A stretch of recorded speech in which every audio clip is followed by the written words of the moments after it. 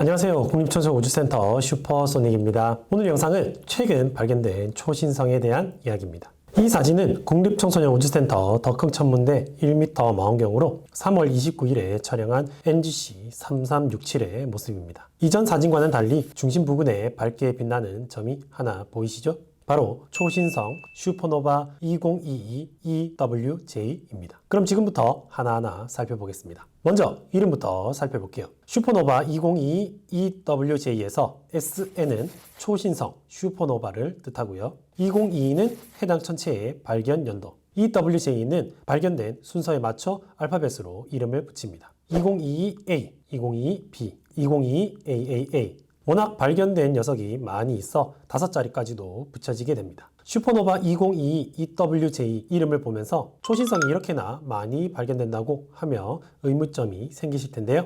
사실 이 모든 천체가 전부 초신성은 아닙니다. 이 이름은 국제천문연맹에서 운영 중인 Transient Name Server에 등록되며 붙여집니다. 여기서 Transient는 짧게는 몇 초에서 몇 주, 길게는 몇 년까지 그 기간 동안에만 보여지는 천체나 천문현상을 말합니다. 초신성, 신성, 감마선 폭발, 조속교란 등이 이에 포함됩니다. 이런 천체나 현상이 발견되어 이 목록에 등록이 되고 AT2022A처럼 이름이 붙여집니다. AT는 Astronomical Transient의 약자입니다. 이후 분광학적으로 분석이 진행되어 초신성임이 확인이 되면 앞에 AT 접두사는 SN으로 변경이 됩니다. 초신성 이외의 천문현상이나 천체, 그리고 시간이 너무 짧아 어떤 현상인지 확인이 불가능한 경우에는 AT를 그대로 붙여 부릅니다. 2021년에 발견되어 등록된 전체 트랜지언트는 24,520개. 이 중 공식 관측 기관들에서 확인된 것은 23,493개. 그리고 이 중에서 초신성으로 최종 확인된 것은 2,343개입니다.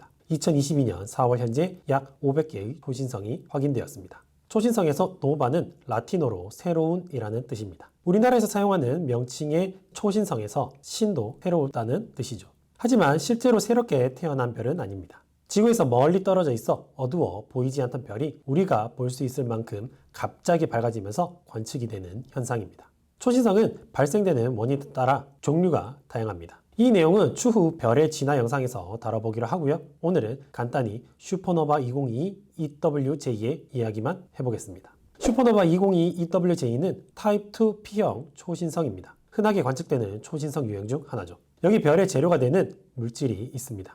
이들이 외부의 영향을 받으면 가스가 서로 응축해 뭉쳐지면서 중심부의 온도와 압력이 증가, 회전하는 뜨거운 가스 덩어리가 만들어집니다. 원시별이 만들어진 것이죠. 이후 원시별이 주변의 물질들을 계속 빨아들이며 덩치를 키워가고 중심부의 온도가 1000만 켈빈을 넘어서면서부터 핵융합 반응을 일으켜 에너지를 만들어냅니다. 주계열로 별이 진화한 것입니다. 초신성이 되기 위해서는 이 별의 질량이 태양의 8배 이상이 되어야만 합니다. 별의 내부에서는 수소에서 헬륨을 시작으로 점점 더 무거운 원소들을 만들어 핵융합을 계속해 나갑니다. 시간이 지나 적색 초고성이 된 크게 부풀어 오른 별의 내부는 철, 규소, 산소, 네온, 탄소, 헬륨, 수소의 양파와 같은 구조가 되고 중심부에는 철이 쌓여갑니다. 철은 가장 안정적인 원소로 핵융합을 통해 만들어질 수 있는 가장 무거운 원소입니다. 따라서 핵융합을 더 이상 진행할 수 없는 연료가 바닥난 상태가 된 것이죠. 앞선 과정은 1000만 년이나 넘는 기간 동안 진행되지만 중심부의 니켈과 철이 만들어지는 과정은 단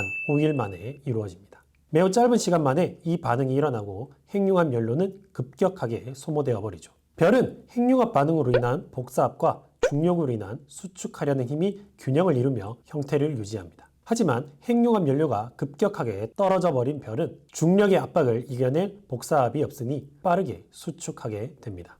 거대하게 부풀어진 별의 외피는 빛의 속도의 23%인 초속 7만 킬로미터의 속도로 매우 빠르게 수축합니다. 갑작스러운 수축으로 인해 중심 핵은 1000억 켈빈으로 가열되고 수축 한계점에 다다르게 되면 낙하하는 물질들이 단단한 중심핵과 충돌하면서 강한 충격파를 만들어냅니다. 이 충격파로 인하여 별이 파괴되고 바로 초신성발이 일어나게 됩니다. 초신성의 밝기는 은하를 구성하는 모든 별을 합한 정도로 밝습니다. 그래서 슈퍼노바 2022 EWJ처럼 지구에서도 관측이 가능한 것이죠. 이 폭발 에너지는 쏟아지던 물질들 초고온으로 가열시키고 철보다 무거운 원소들의 합성을 야기합니다. 폭발 후 별을 구성하던 물질과 새롭게 합성된 중원소를 주변부로 날려버리고 거대한 가스구름을 만들게 됩니다. 대표적으로는 슈퍼노바 1054의 잔해 개성운이 있죠. 중심부에 남은 중성자 핵은 질량에 따라 두 가지 형태로 바뀝니다. 태양 질량의 40배보다 작은 경우엔 중력 붕괴를 계속하여 밀도가 매우 높은 중성자로만 이루어진 중성자별이 되고, 그보다 더 무거운 경우엔 더 수축해 블랙홀이 됩니다. 초신성 폭발은 우주를 연구하는 데 매우 중요합니다. 초신성은 별의 진화에서 마지막 단계이므로 별의 일생을 연구하는 데 중요한 것이죠. 1960년대 천문학자들은 초신성의 최대 밝기 관측을 통해 지구로부터 전체가 얼마나 떨어져 있는지 찾아낼 수 있다는 점을 발견하였습니다. 천문학적 단위의 지표가 되는 것이죠. 그리고 이 초신성의 밝기가 실제 예측보다 어둡게 보임으로써 우주의 팽창이 가속되고 있다는 점을 뒷받침하는 증거가 되기도 하죠. 최대한 간단하게 초신성에 대하여 이야기해 보았습니다. 앞으로도 초신성이나 그 외의 천문현상들을 찾아가게 되면 지금처럼 유튜브 채널 커뮤니티란에 바로바로 소개해 드리겠습니다. 오늘 영상은 이것으로 마치겠습니다. 국립청소년우주센터 슈퍼소닉이었습니다. 감사합니다.